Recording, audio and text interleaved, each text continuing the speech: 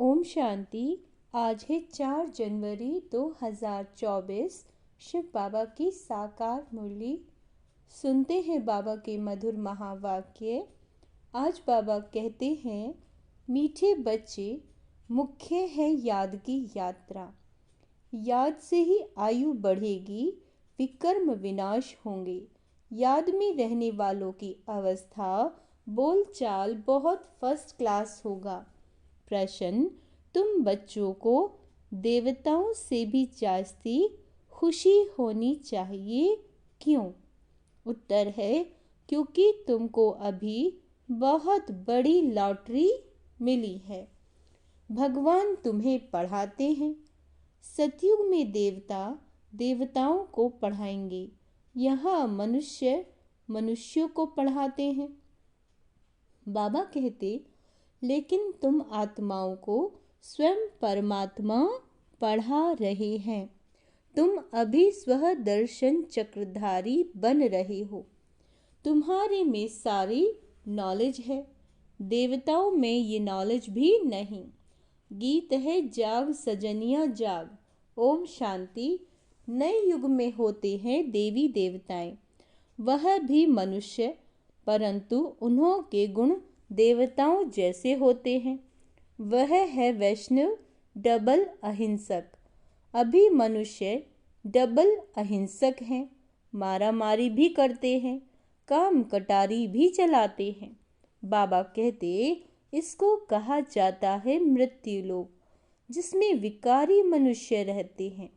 उसको कहा जाता है देवलोक, जिसमें देवी देवता रहते हैं। वह डबल अहिंसक थे, उन्हों का भी राज्य था।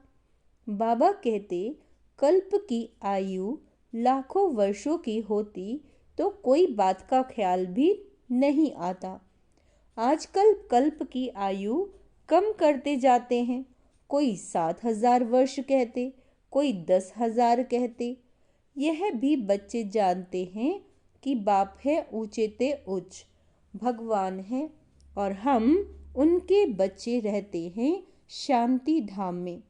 हम पंडे हैं, रास्ता बताने वाले। इस यात्रा का कोई वर्णन है नहीं। भल गीता में अक्षर है मन मनाभव, परंतु उनका अर्थ क्या है? अपने को आत्मा समझ बाप को याद करो, परंतु यह किसी की बुद्धि में नहीं आता। जब बाप आकर समझाएं, तब किसी की बुद्धि में आए। इस समय तुम मनुष्य से देवता बनते हो। मनुष्य यहाँ हैं, देवता सतयुग में होते हैं। बाबा क्या कह रहे हैं? मनुष्य यहाँ हैं और देवता सतयुग में होते हैं। बरोबर तुम अभी मनुष्य से देवता बनते हो। तुम्हारी यह ईश्वरीय मिशन है। निराकार परमात्मा को कोई मनुष्य तो समझ ना सके। निराकार को हाथ पाँव कहाँ से आया? श्री कृष्ण को हाथ पाँव सब कुछ है। भक्ति मार्ग के कितने शास्त्र बनाए हैं। अब तुम बच्चों के पास चित्र आदि तो बहुत हैं। चित्र से याद आती है कि इस चित्र पर यह समझाए। और भी बहुत चित्र बनते जाएंगे। एकदम ऊपर आत्माओं का भी दिखाना है। आत्माओं को आत्माएं ही आत्माएं दिखाई देंगी। फिर सूक्ष्म वतन, उनके नीचे मनुष्य लोक भी बनाएंगे। मनुष्य कैसे पिछाड़ी में आकर फिर ऊपर चढ़ते हैं, यह दिखाएंगे। दिन प्रतिदिन नई इन्वेंशन निकलती जाएंगी। अब जितने चित्र हैं उतनी सर्विस भी करनी है। फिर ऐसे ऐसे चित्र बनेंगे जिससे मनुष्य जल्दी समझ जाएंगे। झाड़ बहुत जल्दी बढ़ता जाएगा। कल्प पहले जिसने जो पद पाया होगा, जो रिजल्ट निकली होगी, वही निकलेगी।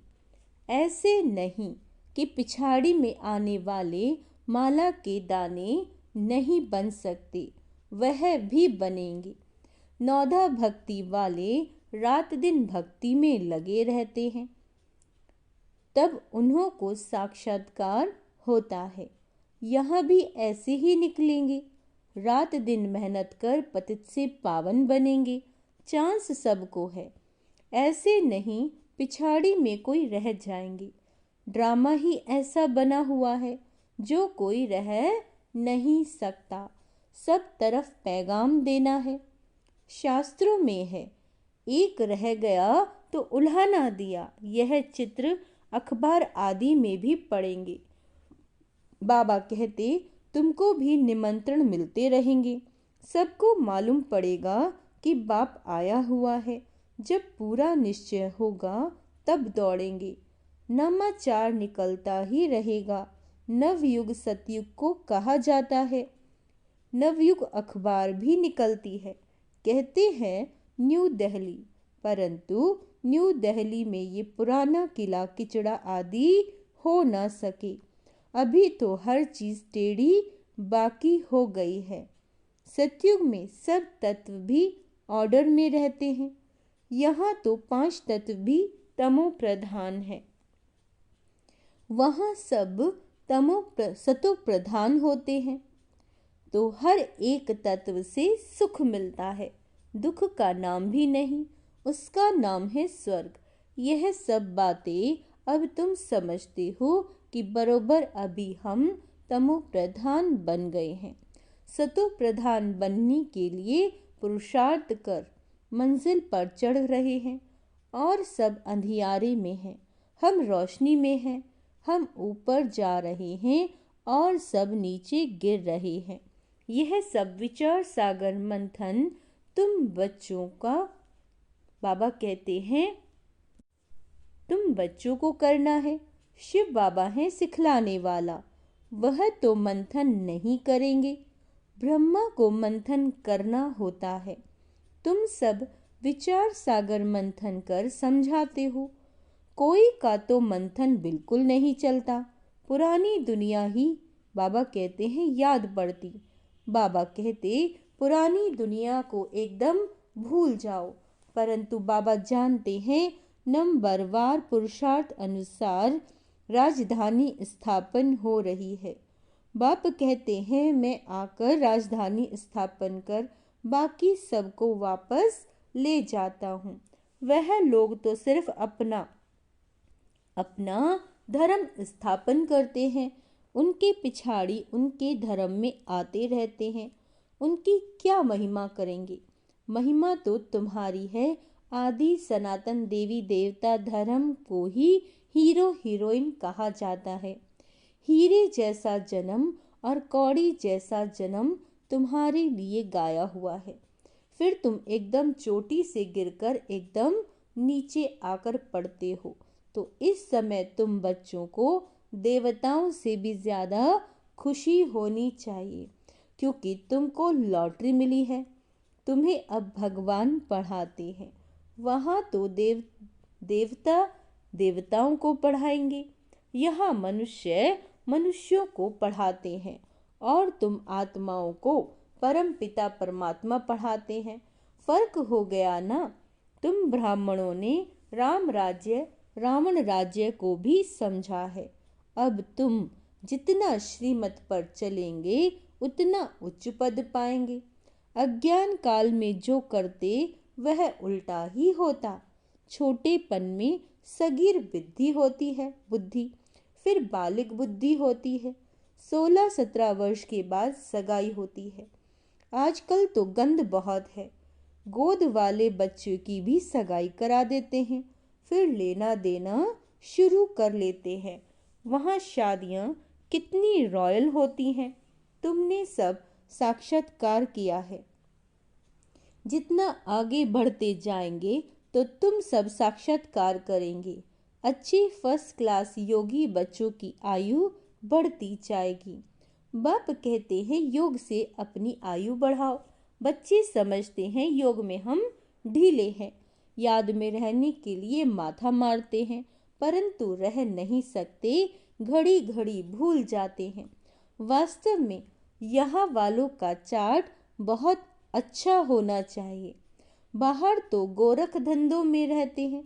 बाप को याद करते करते यहाँ ही तुमको सतो प्रधान बनना है।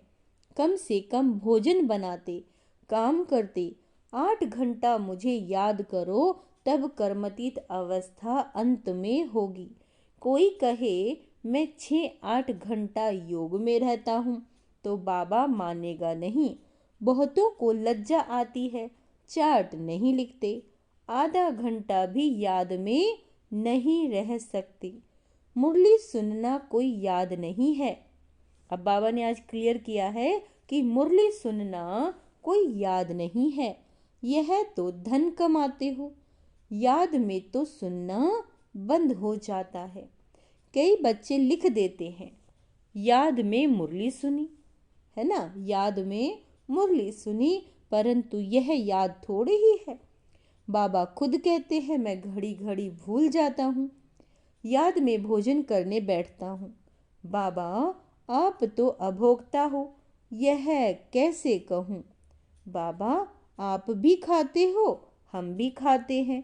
कोई कोई बाबा से बात में कहेंगे कि बाबा भी साथ है। बाबा कहते मुख्य है याद की यात्रा, मुरली की सब्जेक्ट बिल्कुल अलग है। आज क्या कहा है बाबा ने, याद अलग है और मुरली सुनना अलग है। मुख्य है बाबा कहते याद की यात्रा, यानी मुरली जो सुनने का समय है उसके अलावा बाबा ने 8 घंटे याद के लिए कहा है। आयु बढ़ती है, बाबा कहते याद से पवित्र बनते, आयु भी बढ़ती है। बाकी ऐसे नहीं कि मुरली सुनी तो बाबा इसमें था ना। मुरली सुनने से विकर्म विनाश नहीं होंगे। मेहनत है, बाबा जानते हैं बहुत बच्चे बिल्कुल याद नहीं कर सकते। याद में रहने वाले की अवस्था बोल चाल बिल्कुल अलग रहेगी। याद से ही सतो प्रधान बनेंगे, परंतु माया ऐसी है जो एकदम बुद्धू बना देती है। बहुतों की बीमारी उथल पड़ती है। मोह जो नहीं था, अब देखो अब बाबा किसके लिए कौन से विकार की बात कर रहे हैं, मोह की। मोह जो नहीं था वह उथल पड़ता है, फंस मरते हैं। बड़ी मेहनत का काम है। मुरली सुनना यह सब्जेक्ट अलग है। यह है धन कमाने की बात। इसमें आयु नहीं बढ़ेगी, पावन नहीं बनेंगे और विकर्म भी विनाश नहीं होंगे। मुरली तो बहुत सुनते हैं, फिर विकार में गिरते रहते हैं, सच नहीं बताते। बाप कहते पवित्र नहीं रह सकते तो यहाँ क्यों आते हो। बाबा ने क्लियर कह दिया कि पवित्र नहीं रह सकते तो यहाँ क्यों आते हो। कहते हैं बाबा मैं अजामिल हूँ, यहाँ आऊँगा तब तो पावन बनूंगा। यहाँ आने से कुछ सुधार होगा, नहीं तो कहाँ जाएं, रास्ता तो यही है। ऐसे ऐसे भी आते हैं, कोई न कोई समय तीर लग जाएगा। बाबा यहाँ के लिए भी कहते हैं यहाँ कोई अपवित्र को नहीं आना चाहिए, यह तो इंद्र सभा है। अभी तक तो आ जाते हैं, एक दिन यह भी ऑर्डिनेंस निकलेगा। जब पक्की गारंटी करें तब अलाउ करें तो समझेंगे यह तो ऐसी संस्था है, कोई अपवित्र अंदर जा नहीं सकता। तुम बच्चे समझते हो यह किसकी सभा है। हम भगवान ईश्वर सोमनाथ बबुलनाथ के पास बैठे हैं, वही पावन बनाने वाला है। अभी आखिर में बहुत आ जाएंगे तो फिर कोई हंगामा आदि कर न सके। बाबा कहते इस धर्म के जो होंगे वो निकल आएंगे। आर्य समाजी भी हिंदू, सिर्फ मठ पंथ अलग कर दिया है। देवताएं होते हैं सतयुग में, यहाँ सब हिंदू हैं। वास्तव में हिंदू धर्म है नहीं, यह हिंदुस्तान तो देश का नाम है। तुम बच्चों को उठते बैठते चलते स्व दर्शन चक्रधारी बनना है। स्टूडेंट को पढ़ाई की याद रहनी चाहिए ना, सारा चक्र बुद्धि में है। देवताओं और तुम्हारे में थोड़ा फर्क रहा है। पक्की स्व दर्शन चक्रधारी बन जाएंगे तो फिर बाबा कहते, तो फिर विष्णु के कुल के बन जाएंगे। तुम समझते हो हम ये बन रहे हैं, वह देवताएं फाइनल है। तुम फाइनल तब होंगे जब कर्मातीत अवस्था हो। शिव बाबा तुमको स्व दर्शन चक्रधारी बनाते हैं। उनमें नॉलेज है ना, वह है तुमको बनाने वाले। तुम हो बनने वाले। ब्राह्मण बन फिर देवता बनेंगे। अब यह अलंकार तुमको कैसे दे? अब तुम पुरुषार्थी हो, फिर तुम विष्णु के कुल के बनते हो। सतयुग वैष्णव कुल है ना, तो ऐसा बनना है। तुमको तो मीठा बनना है। बाबा कहते, ऐसा वैसा अक्षर बोलने से ना बोलना अच्छा है। एक दृष्टांत है। दो लड़ते थे। सन्यासी ने कहा, मुख में मुलहरा डाल लो, कभी निकालना नहीं, रिस्पॉन्ड मिल न सके। 5 विकारों को जीतना कोई मासी का घर नहीं। कोई तो अपना अनुभव भी बताते हैं, हमारे में बहुत क्रोध था, अब बहुत कम हो गया है। बहुत मीठा बनना है। कल तुम इन देवताओं के गुण गाते थे, है ना? आज तुम समझते हो हम यह बन रहे हैं। नंबर वार ही बनेंगे। जो सर्विस करेंगे उनका नाम जरूर बाबा भी लेंगे। रास्ता बताना चाहिए। हम भी पहले कुछ नहीं जानते थे, अब कितनी नॉलेज मिली है। जो अच्छी रीति धारण नहीं करते तो उनको रिपोर्ट आती है, बाबा इनमें तो बहुत क्रोध है।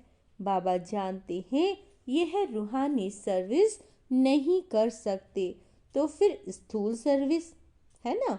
बाबा की याद में रहकर सर्विस करे तो अहो भाग्य। 1-2 को याद दिलाते रहो, याद से बहुत बल मिलेगा। याद करने वाले को फिर चार्ट रखना है, चार्ट से मालूम पड़ जाता है। हर एक को बाबा सावधान करते रहते हैं। बाबा कहते, विश्व में शांति बहुत मांगते हैं। जरूर कभी विश्व में शांति थी। सतयुग में अशांति की कोई बात भी नहीं।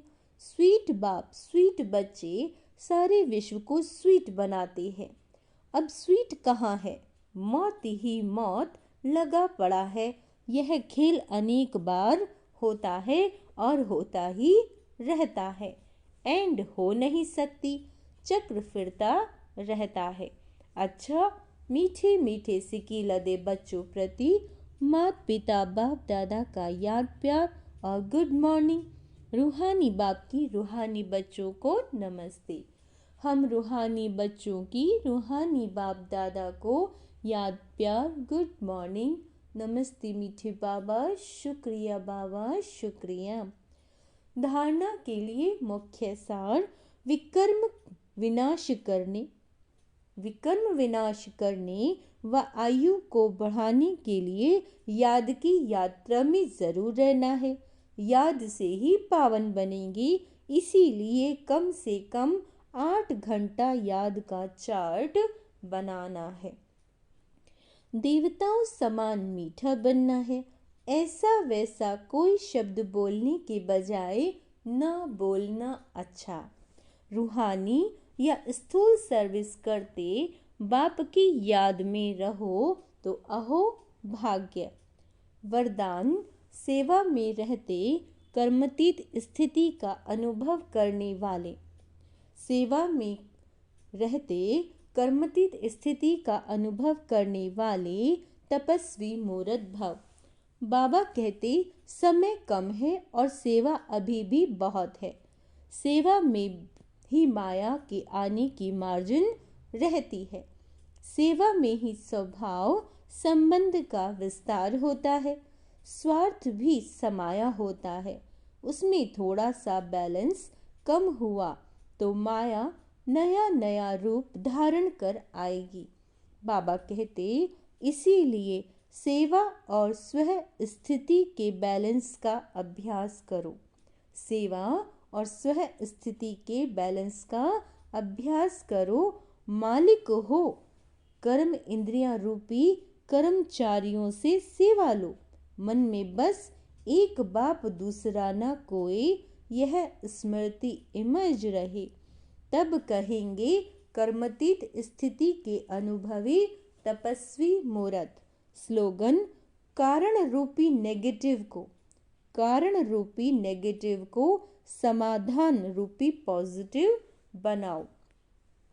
अव्यक्त साइलेंस द्वारा डबल लाइट फरिश्ता स्थिति का अनुभव करो।